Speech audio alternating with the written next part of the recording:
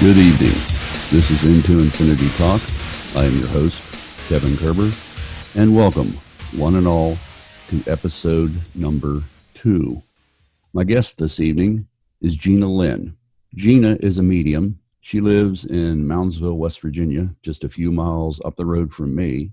She also does personal readings. She's also a paranormal investigator, and I would like to welcome her for the first time on the show. Hi, Gina. How you doing? Hi, how are you? Doing fine here, and how are you? Good. Could you tell me a little bit about your ghost experiences, probably going all the way back to your first and to your latest? Okay. First would be when I was 8 years old. I lived in a trailer on a farm, and my parents rented there, so we didn't own the farm. We didn't know anything about the history of the place that we lived at. And I would literally watch a woman and 2 children, a boy and a girl, go in and out of my bedroom closet. Of course, I thought I was crazy. I didn't tell anybody. I never even told my mom. And then one day my younger sister saw it, and she hid under the bed and would not come out. So then I admitted to seeing it. And it was an everyday thing. They never noticed us. They never looked at us. They never even acknowledge our existence. But they would go in and come out, and she'd be holding their hands, one on each side. At that time, I had no idea what that meant, but it scared the living crap out of us. Like, as children, we had no idea what we were seeing. And of course, when we told our mother, she'd say, well, you're not seeing anything. You don't know what you're talking about. So don't worry about it. That's nothing. We had no idea what we were seeing. And as we got older, especially me, I would see things all the time. We moved out of that trailer. We moved to town. I saw an old lady at the end of my bed one night. I saw that same lady come out of my closet in my bedroom. And I saw things move off of shelves. It was constantly scary for me as a kid. I thought nobody else sees them. Right. My mom admitted to seeing the ghost at our house on 7th Street, the place we lived at right after the trailer. And after that, I could talk to her about it. But yeah, as a child, seeing those things all the time, nobody believed you. Nobody believed anything. You would be called crazy or whatnot. And then I got married when I was 24 years old. And the man that I married was very non-belief about that stuff. He did not want to hear it. He didn't want to talk about it. He thought I was crazy. I would watch paranormal shows. He didn't like that. He thought that I was just being silly. So for years, from probably the age of 24 until the age of 34 maybe, yeah, I didn't talk about it. I brought up one time to him seeing his grandfather in the kitchen of his grandfather's house, and his grandfather had just recently passed, and I was told not to tell anyone in the family. Don't tell anybody. He didn't want to feel like I was crazy, and he was with a crazy person, so I didn't mention it anymore. And then we got divorced in 2017, and shortly after we got divorced, I started seeing more things in my house. I could actually visually see the man that lived in the house that we owned. And I didn't talk about it. I, once again, was told that I was crazy. I knew that in my mind, so I didn't bring it up to people. It was not something that I was proud of, per se. So in other words, you just had to keep all this inside of you. Oh, yeah, for years. The one and only person I could talk to was my sister. Because my sister saw things all the time herself. And of course, she didn't say anything to anyone either because she was afraid too. And my sister and I, it was hard to say anything about things like that because our father was diagnosed schizophrenic. So we didn't want to say something and sound like we were crazy. So that's why we never said anything. But right after my divorce, I saw the man and then moved into another home. And I knew when I moved into this house that I'm currently living in that it had spirits. As soon as I walked in, I felt it. I knew that there was something here and I had to have this place. Now, I don't own the place, I rent, but I knew from the day that we took the tour of the place, this was going to be the place I wanted. There was something here that was calling me. So, in other words, you're drawn to it, right? Oh, yeah, definitely drawn. Even at work, like there will be nights at work when I feel like there's more energy in a certain spot. I work in a laboratory, and if I go out in the hallway and I feel something drawing me, I'll go to it. Like especially if it's like at the end of the hallway, if it's even per se in the morgue, I've gone down to the morgue just to see Mm-hmm. what is what's drawing me, and I don't necessarily see visual ghosts, but I can hear things. And being a medium, I see it in my mind. So that's very prominent in my life, the drawing of entities. So I moved into this house and I knew instantly it was haunted, not per se by something dark, but just by something. And while we were moving in, we hadn't even brought any furniture in or anything. The only thing that we had brought in was a washer and dryer and maybe a few little boxes of things to clean with. I was in my laundry room hooking up the washer and dryer. And my partner at the time, he was in the living room and he was washing down walls. And we heard tap, tap, tap, tap, tap, tap, tap. And he comes running out of the living room. And I like turn around, walk out into the kitchen. And there was a skittle, literally a skittle rolling down the kitchen floor. Well, neither Wow, one of a us. Skittle. Yeah, a Skittle. Neither one of us eat Skittles. And there was a Skittle. It just went tap, tap, tap, tap, tap, rolling across the floor. And we both looked at each other like with a huge smile because we knew. And that was proof that we weren't alone in the house. Right. So, yeah, there are experiences almost every day here, whether it be big or small. There are some bigger experiences. We've actually recorded some, and they are on my Facebook page, Paranormal G. If you go to it, you can see some of the videos of when, as we were first moving in, some of the bigger experiences. Mm-hmm. And just recently, the most recent experience in this house, I had pots and pans come out of a cupboard all by themselves. Like I keep them nice and stacked up perfectly. And I was standing at the stove making Rice Krispie treats, and they just right behind me, they just fell right out of the cupboard. You want to do something, do it in front of me, but Right. don't do it You mess behind my my dishes back. up. Do it in front of Oh me. my goodness, yes. That was scary just because of the startle factor. Right. I'm not afraid of ghosts, especially growing up with them. Yeah, that was the most recent thing. Now, I have other experiences like doing houses that were haunted, like doing residential explorations, going to old haunted asylums. I've been down to Bobby Mackey's Music World and did an investigation there. I did an investigation at the Anchorage in Marietta, Ohio, Right. and that was awesome. The scariest investigation I've ever been on was at Madison Seminary. Even thinking about that kind of freaks me out. Okay. I Was this part of the Archive Paranormal Society? I was a guest with a group called Hometown Paranormal, Okay. and they wanted me to come along with them because I'm a medium, and they wanted to see what I picked up on. Right. And yeah, that was that was horrible. That was so draining. There were so many spirits in that place. Okay. You mentioned a little bit about asylums and stuff, and Oh yeah. you live in Moundsville. Yes. And the former prison, a lot of people have, of course, they drive by Oh and look yeah. at it for its historical significance. But have you had any experiences inside the prison? Oh yes. Yes, actually before they started doing tours there, they started out doing like the haunted house. Mm-hmm. And yearly they would do a haunted house, and it was put on by the students at John Marshall High School, the drama Right. club. And then a few students would come from Point Park in Pittsburgh and help out. And my sister was part of the haunted house. And she would go there every single day, work on settings, work on makeup and stuff like that, and then do the haunted house and then come home at night after it closed down. And one day her best friend, Mary Ann, I'll never forget this, she calls me and says, Gina, I need you to take me down to the prison.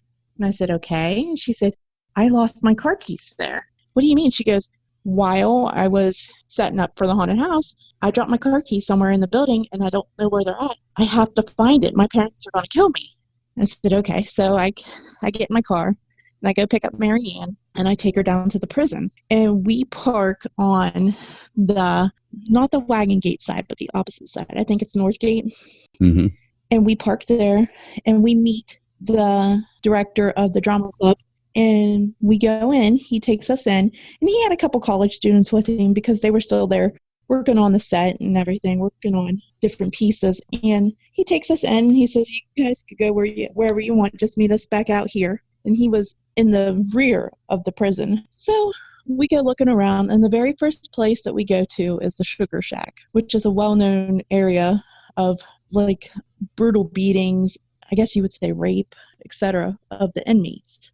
And That's we go inside the there. prison itself, right? Yes. Yeah, it's inside the prison. And it's in one big open area. And I guess that's where they used to do recreation time sometimes for the prisoners. So we go in there, and there were lots of mattresses on the floor. It was part of their set. They were doing part of their gimmick for that room. And we would lift up these mattresses and look, and you constantly felt like somebody was watching you. But it was just me and Mary Ann, a 16-year-old and an 18-year-old. Right. So we left the Sugar Shack, and we didn't find the keys in there. We left there.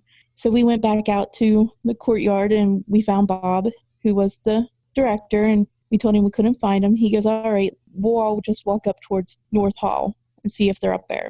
So we go walking towards North Hall, and it starts raining and storming, and it's getting pretty bad. Like, the lightning's really bad, and that's already freaky in an old prison. Right, it enhances it. Oh, my goodness, yes. And Marianne and I detoured, and she said, I was also up in the infirmary.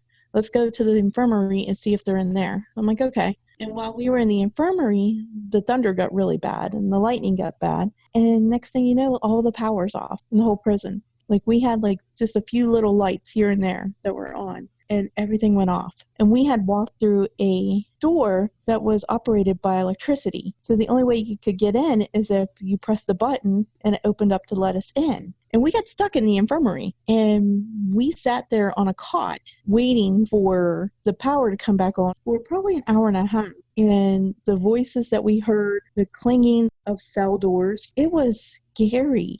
It was so scary. And that experience was my first experience. That was crazy. Then I had another experience about a year later. I started dating a guy who would mow the yard. And in the evening, we would go down, he would mow, and I played softball for Joe Marshall. So I would take a softball and I would throw it against one of the walls there at the prison out back and just mess around, pitch and etc. while he mowed. He stopped mowing and came over and he said, let's go get something to eat. And I said, okay. And he said, let's go ahead and shut up the garage. And we come back, I'll finish the front yard. He had done all of the back area of the prison. And so he just had a little bit to do in the front. Now, there was a garage that kept all of the equipment in it. And in the garage was a radio, just a little AM/FM radio. And that was it. And in order to run it, you had to plug it in. So we would plug it in. We left the garage door open while he was doing his mowing. And so we closed the garage door. We unplugged the radio and we left. And we went to McDonald's, got our usual, came back. We come back, the garage door was open and the radio was on. So immediately he freaks out thinking somebody broke in. How could someone break in? He has the key. Who else had a key? So I stand outside and he's looking around in there. He's like, there's nobody in here. I'm like, okay. So I walk into the garage real slowly and we're looking around and we don't see anything. So he goes over to the radio to turn it down and here it wasn't even plugged in. Wow. Yes. Wow. It was on Eagle 107.5. Yes, I know it well. Yeah. So we, at that point, we were like, okay, forget about the yard, the front yard, we're leaving. Right. And we left. And we got a hold of the person who paid him to do the yard, and we told him of what had happened. And he said, oh, that happens all the time in there. Things like that always happen in there. It's no big deal. Don't worry about it. But, yeah, that was just one more thing. Yeah, that's a pretty wild story. Yeah. Crazy. Yeah. especially when the radio is playing itself. Yes. Yeah. I've, I've never seen anything like that electronically happen before until then. And I was like, wow. Wow. When it happened, check to see if there's batteries in there. Because it was one of those ones that you could put batteries in, Mm-hmm. but it had the AC adapter, and it was just better to plug it in. I mean, you knew it wasn't going to die on you. And there were no batteries at all No when it happened. batteries. Wow. None. Okay, let's talk a little bit about, since we're inside the prison, EVPs, electronic voice phenomena. Have you had any experience with that? We actually did. There was a Paracon last summer. We went. There was a few of us archive members that went as a little group, and we did our own thing. And we decided to do EVPs in different parts of the prison. Mm-hmm. And the very first part that we did EVPs in was North Hall, which was the home of Red Snyder, Rusty Lassiter, the guy who killed Red Snyder, and a few other well-known prisoners. So we would go from cell to cell doing EVPs. And with Red Cell, we didn't really get an EVP. We got like a cold feeling. I think we might have had a REM pod in there, went off, but we didn't get an EVP. But then when we went on the other side to Rusty's cell, we got an EVP, and he said hello. So we were, at that point, we were like, wow, that's amazing. Right, it He is. actually said hello. So never in that area did I feel threatened or scared or anything. It was more of a, not welcoming, but more of a, hi, why are you here type Right. of feeling. That was EVP I got personally.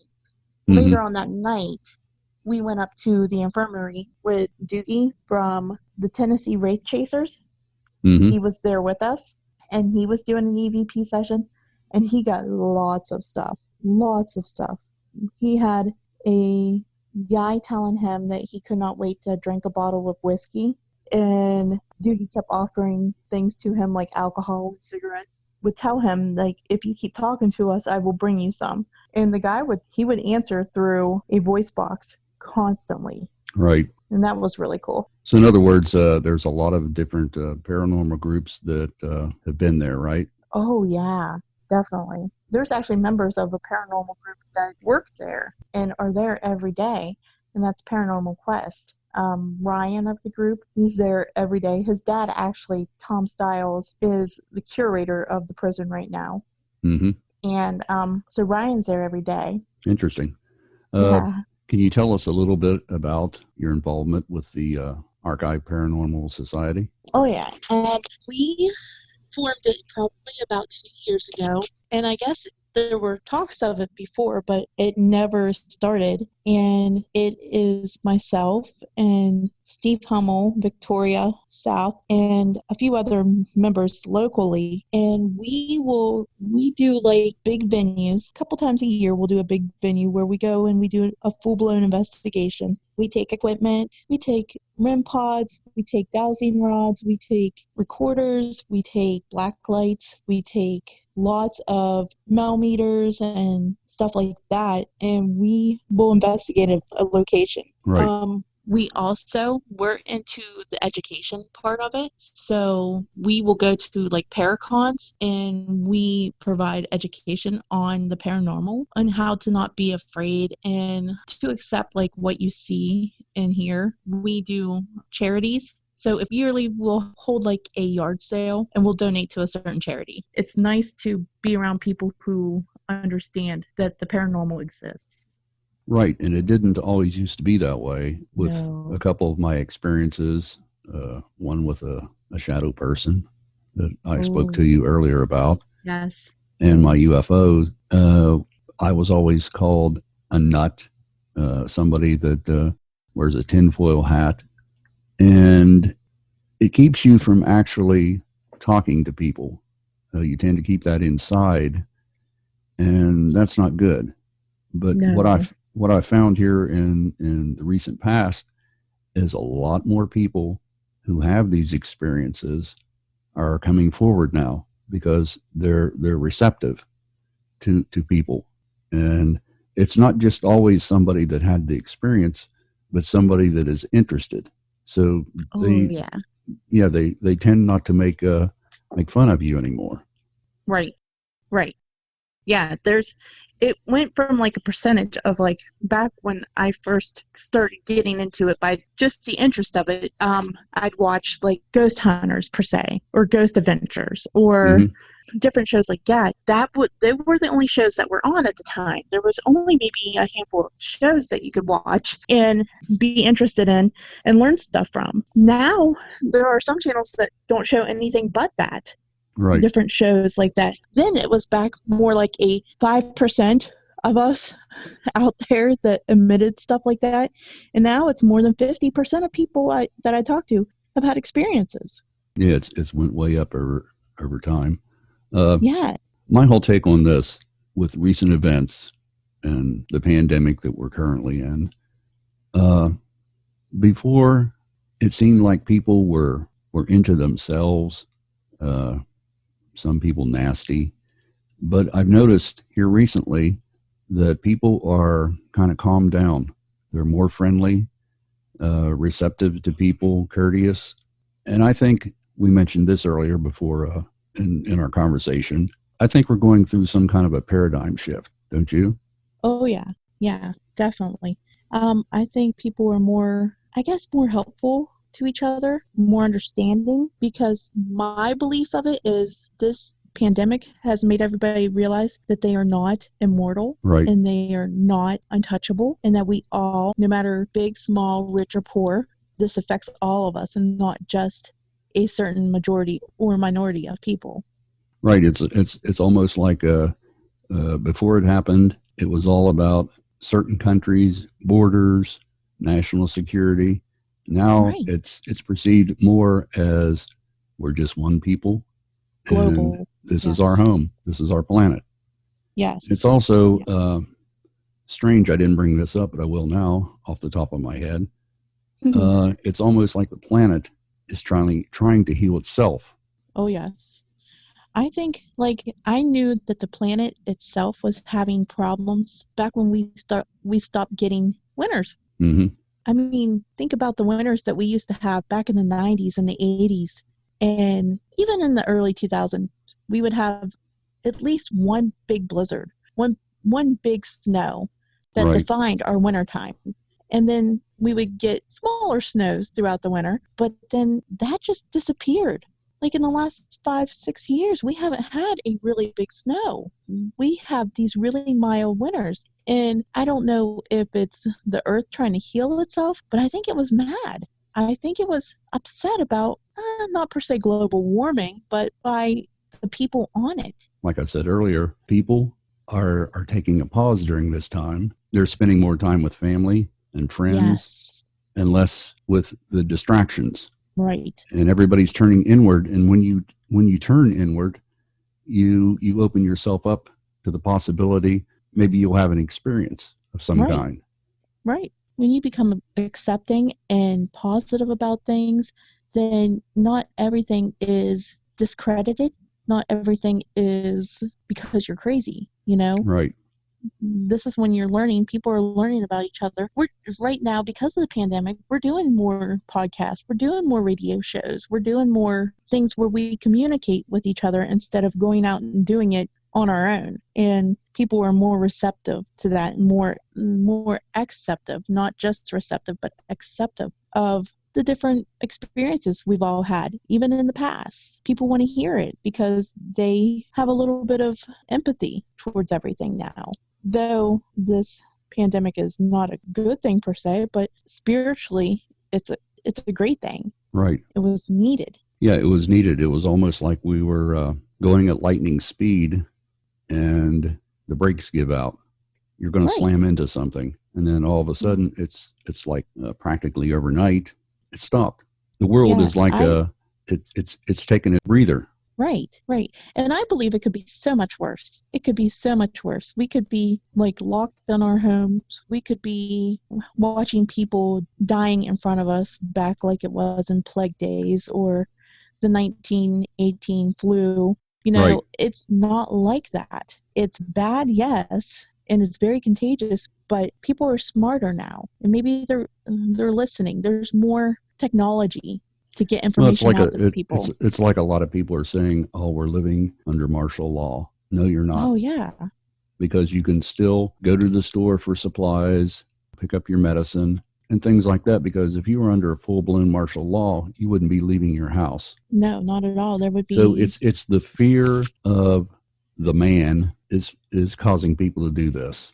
right, But I try to stay away from the negative. And all this stuff, like you've said, is bad, but in a way it's good. right. Yeah, I think it's good. Yeah, it stinks that it had to get to this point for something like this to Right, happen, right. for people to come together. Yeah, But when this first came about, when I was growing up, I always looked at these, what do you call it, dystopian looks of the future. mhm, And again, Hollywood's been telling us about possible futures for decades. It didn't play out like the sci-fi films. It took a bug to put a stop to everything. right. But to me, that's a good thing because we really need it. We really Oh yeah. need something like that. Oh yeah. And it's going to allow more of the light to come out and less of the dark. Right. This is my personal belief. So I working in a hospital, we have been crazy busy up until the point of this pandemic. Constantly busy. Our ER full to the brim where we have up to 14, 15 people waiting at a time to get into our emergency room. Mm-hmm. This pandemic happens and now we have no wait to get in our emergency room. It's not because we're stopping people and telling people that they don't have credible problems. It's because people are thinking to themselves, oh, my problem isn't that bad. Why am I going to the emergency room? Right. People are actually thinking about what's going on and trying to take care of themselves now compared to relying on an emergency room doctor to tell them, oh, you have acid reflux or something. You know what I'm saying? Right. So It's like something I touched on earlier. It's given everybody a chance to actually catch up with family and find out what's really important in life. It's not all about your status in society. It's about listening, pausing and listening, observing your surroundings, and the uptake of people that are going to have experiences just went up a notch. right, right. Prime example of that is I've mentioned them already, Paranormal Quest. Those guys, being that they can't get together, and same for us at Archive Paranormal Society. We can't get together and do investigations, so we've been doing a lot of our own solo stuff. Right. And by doing that, we are the only ones that can get proof. We're the only ones that can get information. We're the only ones that are wanting to can get like any type of proof or whatever. So we go out and we do our investigations solo, and it takes more patience. It takes more time. There's less background noise per se, where if you have a bunch of people together investigating, someone hears a bump, then everybody else stops what they're doing to go check out that bump, check out that noise. Whereas now you're actually paying very good attention to what you're doing and you're wanting to get that proof yourself. So yeah, I know we have through Archive Paranormal Society where we've gone and done our own investigations. And a couple of nights ago, we went up to Rainy Point and did an investigation at a creek, myself and Victoria and Steve. And we all did our own thing because of the social distancing. We try to keep our distance from each other, but it was amazing. That night was awesome. We didn't get a lot of EVPs, but we heard noises. We had intelligent responses. That was wonderful. And the guys at Paranormal Quest, they've been doing their own solo investigations and putting their stuff up on YouTube, and they're getting more responses and more feedback from things, and it's wonderful. I think it's nice that we're doing things on our own right now too, and learning that we can do it ourselves and not relying on other people and other things to, I guess, educate us per se. Right. So it's almost like And you're getting more positive vibes oh yeah. from the other side. Oh, yeah, definitely. Because I think a lot of people on the other side have gone through things like this, and they know that we haven't. They're more susceptible to, I don't know if it's being nicer or they're understanding And Understanding's a good word. Yeah. yeah, and it's helpful. I mean, it's helpful for paranormal investigators right now because you have that common bond of going Right. through a pandemic or a rough time. So if you mention your rough time to the other side, if you're trying to get any type of a response, you mention it to the other, you're going to get something. People relate like that. People relate to hard times, and that's how they come together. Yeah, like I said before, it's bad given the current situation, but it's something that we needed. You have to put on the brakes, examine where we've been and where we're potentially going to go in the future. And it's going to be different. We're never going to go back to the way things were, but in a way, that's a good thing because I Right, don't want to see it go back to people arguing, fighting, racism, and all that stuff, all the negative stuff. And right. I hope that the world is ready to take those steps into a better future. Because Definitely, we definitely, certainly need to do it. And definitely. what better time than now? Right. We need to teach this younger generation to not be as selfish as, I can't say that they are, but as they've been taught. Because us parents, I'm a parent of a 13-year-old and a 6-year-old, when we all work full time and our kids are relying on electronics constantly 24/7 to keep them busy, it's rough. And you can't let your kids out of the house nowadays. You can't let them go play Right. because there are such bad people out there right now that it's been hard to let them do stuff like that because you're afraid. But with this pandemic, you're home with them, and being home with them not only strengthens your bond that you've lost, but you go outside with your kids now. I've seen so many people outside walking with their children or out in their Here too. yard. Yeah, and it's awesome because it's not that's something I haven't seen in years, Right. I even agree. decades. When even before the pandemic, living at home and doing everyday things. Prime example, I would go outside and mow the grass. And I'm the type of person, I grew up in the 80s and 90s. We could ride our bikes. We could go outside and play in the yard. We could go over the hillside down into the quote unquote holler and play and not worry about somebody snatching you up. Right. And now, let me go back to what I was saying. Going out in my yard, I loved it. Like, I still do. It's getting outside, it's taking a deep breath of fresh air, getting in touch with nature. Yeah, that's something Kids at that, the entire species has lost touch. right, Like right, you said, kids, the technology, yeah, we've got our faces in our devices all the time. And before this, people would complain if they lost service just a yes, few minutes, yes, totally impatient with everything. And now yes, the, the, the, the downtime because of the pandemic, they're rediscovering nature and getting into that frame of mind that, again, I don't want to sound like a broken record, but it's getting in touch with nature again. Nature's always been there. We haven't, but we're now reconnecting. And I firmly believe that the planet has now realized that. oh yeah, I believe it too. I hope that it only gets better. It only gets better from here. I know that my kids now, like I said, I always like going out and mowing the grass and get in touch with nature. And my kids would literally sit inside on their electronics while I'm outside mowing. Not only am I not by myself outside now, my parents are outside, so that was much more fun. Now the kids want to stay inside and watch YouTube, or they want to play on their phones and play video games. But because of this pandemic, kids are outside. They're bored of the electronics. So it's nice that kids are actually getting outside and discovering that there's a world other than the internet. Right. And that's nice. Being in touch with nature is amazing. Nothing beats being in touch with nature because No. that's where we came from and that's where we're going to be. Right. And I think the world that we live in, I think when it's happier, like you said earlier, the more positive things are. And maybe that will bring forth more spirits, per se, or things from the other side. Maybe it will make things more open. Maybe there will be more portals for people. That I is hope so. right. I agree with you, Gina. That's something we can look forward to. And Yeah. we've reached a point now that we know what our possible future can be. And Right. everybody on the planet connecting, we're one. I really enjoyed this conversation. Been looking forward to this for some time. Me too. Me too.